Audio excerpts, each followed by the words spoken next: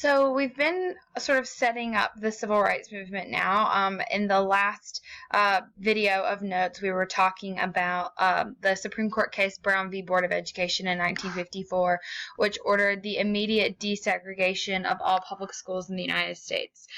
So now let's get into really one of the largest sort of battles, I guess you could say, to stem from that, which is the situation with the Little Rock Nine. So for the most part, education falls under county and state regulation. This is for a lot of reasons, but overall it is very, very difficult to legislate and govern a Department of Education on a federal level and really make it effective for its students. Basically, education of children just goes a lot better when it is regulated on a smaller scale. It's easier to see what students need, what teachers need, and all of the factors that go along with that. So the fact that the federal government has issued a ruling here, though, is not abnormal. We do have a U.S. Department of Education.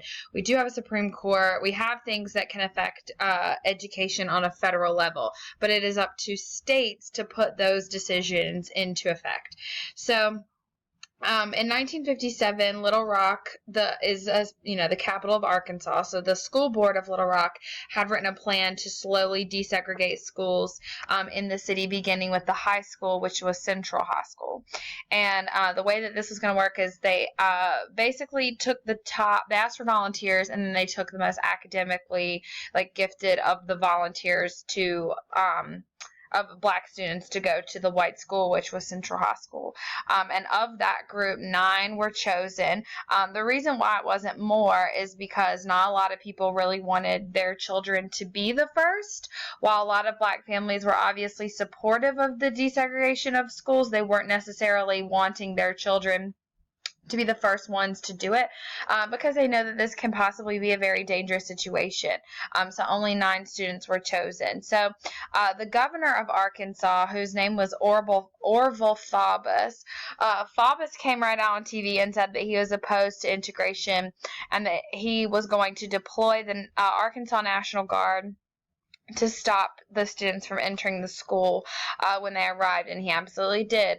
On the morning of September 5th, which was the first day of school, then in 1957, those students arrived at school, and the National Guard was there, and they had been instructed to only allow the white students to enter. So the students were turned away.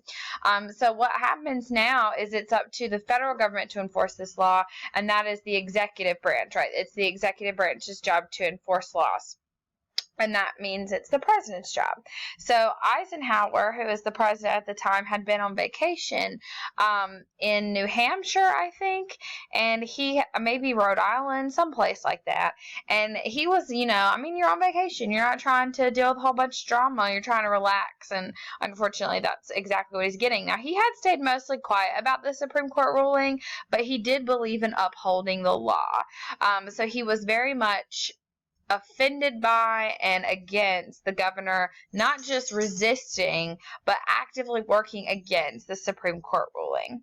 So he ends up leaving his vacation and coming back after some back and forth with Orville Faubus, as well as the mayor of Little Rock, who was Woodrow Wilson Mann.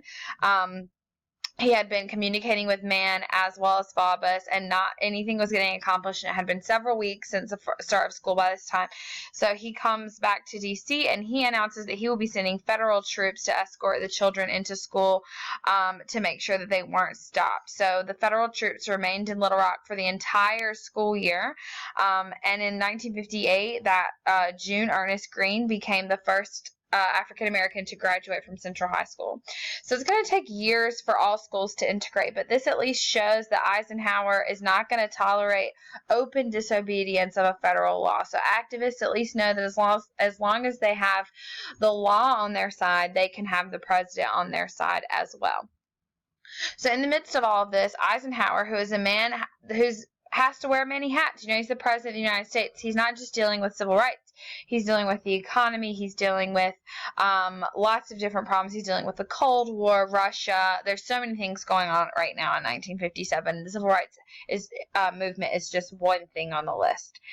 And he can't devote all of his time to making sure that there aren't any problems going on here. So in 1957, after the whole situation had finally got sorted out and the school year was going on, he signs into law the Civil Rights Act of 1957, which establishes the Civil Rights Commission. And the Civil Rights Commission has the power to investigate civil rights violations, basically to monitor how all of this is actually going, whether or not it's going according to plan. And that way, if the federal government needs to intervene, they can do so before it escalates to the point of, a state deploying their National Guard to prevent children from going to school.